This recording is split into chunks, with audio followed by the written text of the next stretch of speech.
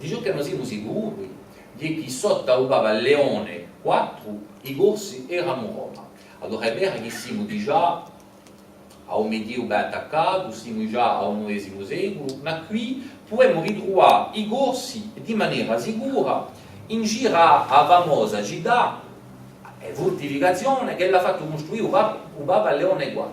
E come si ritrovano? Si ritrovano perché i corsi erano guardiani di posti, guardiani e porte entrate e porte uscite, come volete, di sta città. E tanto qui cominciamo a trovare i nomi, e al di là dei nomi, i nomi gasati, ciò che noi chiamiamo oggi noi gasati, non esistono mica, questa sapete bene, non esistono mica al Medioevo, lo diranno al XVII secolo, a poco presto. Ritroviamo un luogo di nascita, un luogo di appartenenza, ed è così che noi troviamo veramente le prime tracce.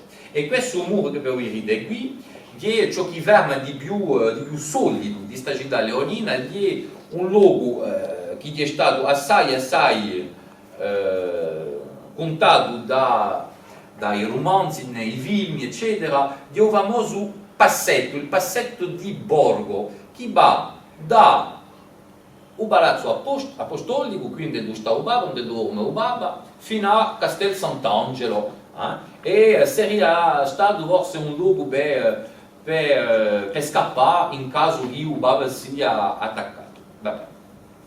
E quindi Gerardo è il principale luogo in due oggi donne possiamo ben capire ciò che era è fortificazione e soprattutto a chi vivono isolati in queste fortificazioni.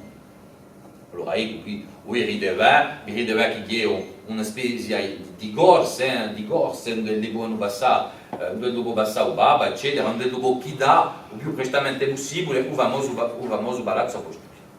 Ed è qui la famosa porta San Pellegrino, in due corsi erano i più numerosi. E se noi vediamo qui, allora qui di un ritratto, una pittura dunque, di maniera evidente siamo solo all'origine XIX secolo, ma qui vi ride la Gendarmeria Vaticana. Allora, innanzitutto va mostrato un libro che si chiama La Gendarmeria Vaticana, e quando noi siamo andati in Roma, diceva di appena per azzardo, abbiamo incontrato un uomo che si chiama Sandro Barbagallo. Sandro Barbagallo è un conservatore generale di musei di Vaticano e di Educa fatta sotto la sua direzione, che è stato scritto sul libro.